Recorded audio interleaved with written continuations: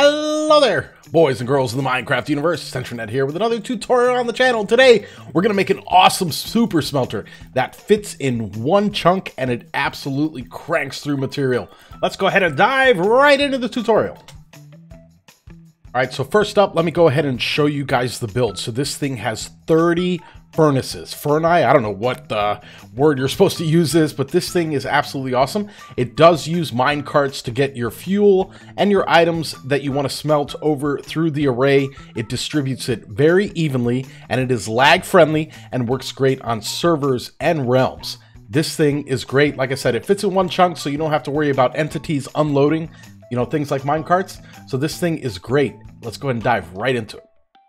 So I am using a resource pack called the Chunky Torch by my buddy FizzCannon. There'll be a link down in the description so you guys can go over and download it and apply it to your world. And it does a great job of showing you the chunk boundaries so you know where to actually place your builds. And it also does some cool stuff with lighting and other things at night. So make sure you guys go over there and check it out. Make sure you tell FizzCannon that I sent you over there. He's a good buddy of mine. Play on a bunch of stuff with him, including Broke Rock and Chicken Block. Now, I have one chunk laid out. I went ahead and I dug down 3 layers, and this is a super flat world, and this just happens to be where my obsidian is. Now, you do not have to dig out the entire chunk. I'm doing this just to show you the easiest way that I can, where all the blocks have to be placed. And there will be a world download down in the description, so you guys can take a look at this if you want to get a feel for exactly what you have to clear out. Let's go ahead and take a look at the resources you're going to need for this build. You're going to need 1 button, 11 bits of redstone dust. You're going to need 8 double chests, 24 redstone repeaters, 48 regular rails, 26 powered rails, 30 furni, 6 levers, 2 observers, 2 sticky pistons, 2 minecarts with hopper. Now here's the resource intense part. You need a total of 92 hoppers. Now, before we dive, and blocks of your choice. So before we dive into the tutorial, let me show you guys one more thing. If you don't have that much iron, you can eliminate this bottom layer of hoppers, and you can place down regular rails and powered rails and put a minecart with hopper down here to go back and forth and have it run into hoppers that are going into your output chest. That's an option that you have. For the purposes of the tutorial, I'm just going to do it all with hoppers. Let's go ahead and dive right into the build. The first thing that I'm going to do, I'm doing this out of acacia. You guys can use any kind of block that you want. But the first thing I'm going to do is I'm going to go ahead and lay down a perimeter. This side here is going to be the front of our build, and you're going to come over by 1, 2, 3, 4, 5, 6, 7. Then I'm going to put 2 temporary blocks in here and back up just a little bit. Break those 2 out. This is going to be our entrance. So it's 7 blocks on each side. And I'm going to go ahead and wrap this. All right, guys. So I went ahead and turned off the Chunky Torch just to make sure there's no confusion with the lines. What we're going to do is we're going to come right here where we have our 2 block gap. We're going to come straight across. We're going to come down, and I'm going to place some temporary blocks. So this is temporary. That one's temporary. And this one here is also going to be temporary. Both of these blocks need to line up with those 2 blocks over there. Then we're going to take our chest. I'm going to put a double chest right here and 1 right in front of it. And I'm going to remove my temporary blocks. You guys can leave them there if you want to. Next up, I'm going to grab my hoppers and drag them right down here.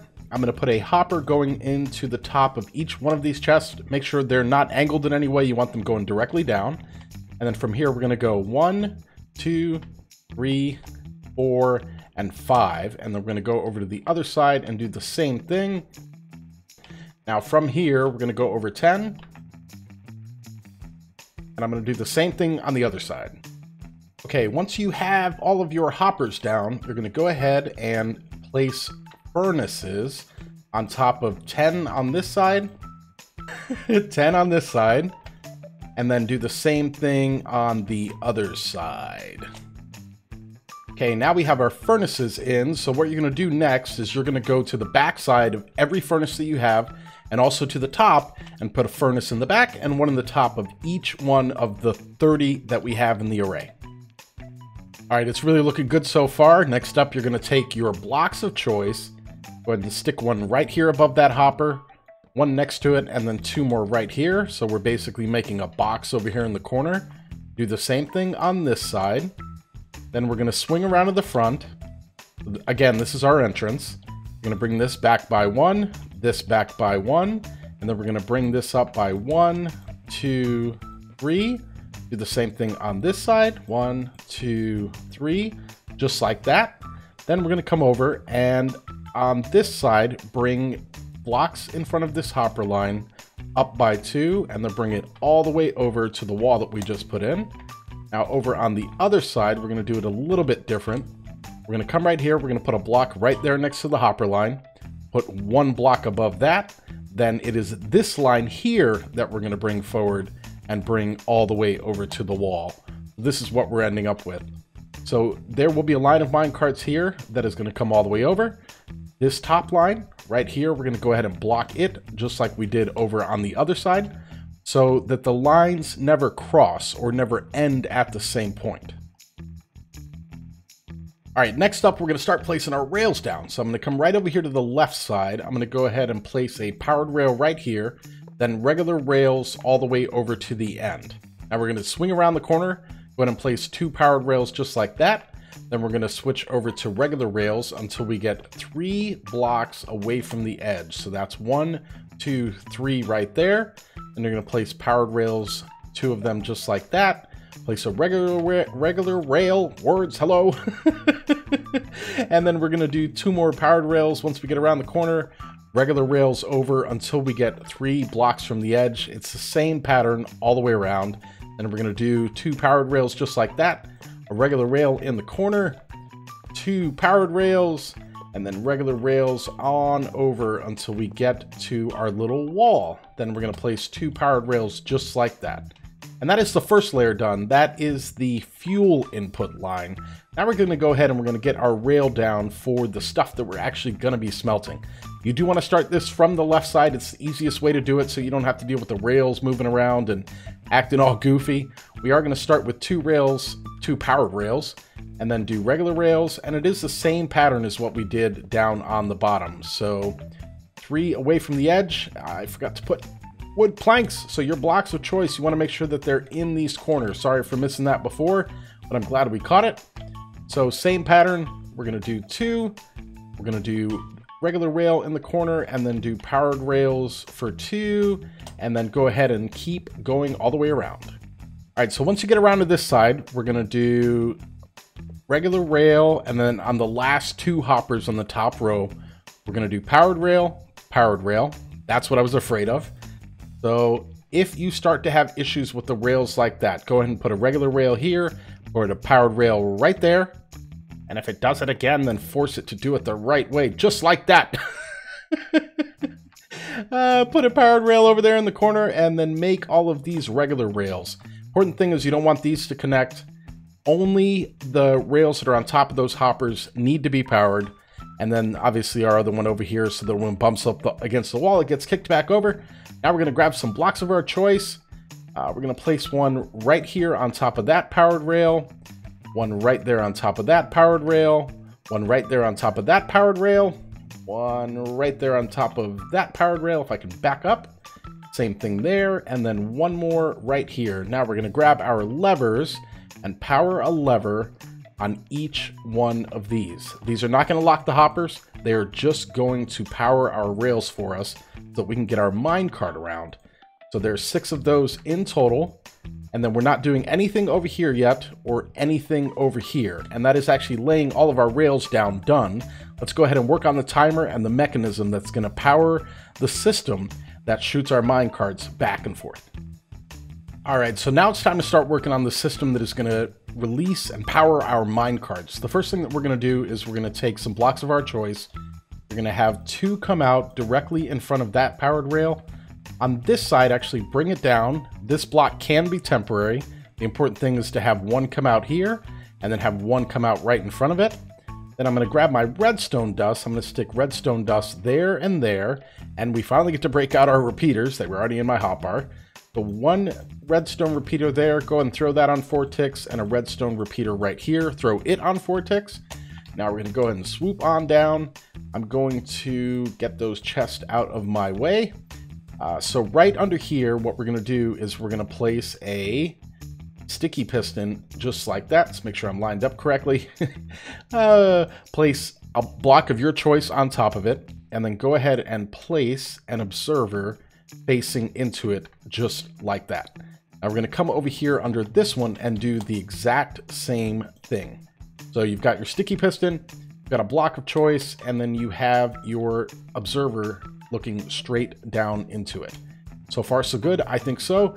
Now let's go ahead and grab our redstone dust. You're gonna want, I'm sorry, grab the repeaters. Don't listen to me sometimes. We're gonna grab the repeaters, and what we're gonna do is we're gonna have 6 on 4 ticks. 2, 3, 4, 5, and 6, just like that. We're going to swing back around. You want these to be in a loop, so make sure they're all facing in the right direction. We're gonna have 5 going this way, all on 4 ticks. 1, 2, 3, 4, 5. And then we're gonna come around here. We're gonna do 6 going that way. That's 6 on 2 of the sides, 5 on the other 2 sides, just like that. Now there is nothing in the corner of this box currently. Go ahead and grab your redstone dust, put redstone dust in each one of these corners, and from there, you're gonna run it over next to each one of the pistons on each side. This is your clock. What this is gonna do, and we're about to turn it on, it is gonna loop around, and it will never stop looping around. Whenever the redstone that is next to these sticky pistons gets powered, it is gonna push this block up, which will go into the observer. The observer will notice it, and it will fire redstone up into the top. Now, the first time this moves, it is going to move the observer into the right place because we actually want the observer right under this block. Let's go ahead and do that. So I'm going to go ahead and place a block of our choice right above that bit of redstone right there. This is our reset button. In the event that anything ever happens, the timer ever stops, you can always just push this button and it will start it back up. Just like that. As you can see, it moved that observer into place. It fired that rail right over there. Same thing on this side, and that will be what actually releases the minecarts for us. Next, we can actually go ahead and place our minecarts down. I am going to go ahead and shut the system off just so that it's not... am I? Nope, I'm not going to. So I'm going to go ahead and throw it down just so you guys can see that this thing just fires it off whenever it gets that redstone signal. We do have one more required part for the build, and that is to go ahead and place a double chest on each side above our top rail. Come on, minecart, whenever you're ready. Waiting for the clock to come back around. Minecart is done picking stuff up, and it gets shot back out. And that really is the build, guys. Everything from here is up to you. The core components are all in. All you have to do after this is put a floor in, put a roof in, put walls in, really whatever you want. And then you can also put signs in if you so desire. The chest that is on this side runs along the back track, which is for the fuel. The chest that is on this side runs across the top track, which is for whatever you want to cook. Ladies and gentlemen, that is it. Like I said, it's very lag friendly. Some of you may be wondering why I have such a long timer and why I have the cart stop instead of just relying on them just to grab stuff real quick and go back out. It really was a matter of timing, especially on things like servers and realms or any type of multiplayer environment where you have a lot of players. I found this to be very safe. So there you go, guys. 30 furnaces, and it's server and realm safe. I really hope you guys enjoyed this tutorial. Like I said, there's going to be a world download in the description. If you guys liked it, make sure you go down there and smash that thumbs up button. If you guys loved it, make sure you subscribe. I'm CenterNet, and I'm out.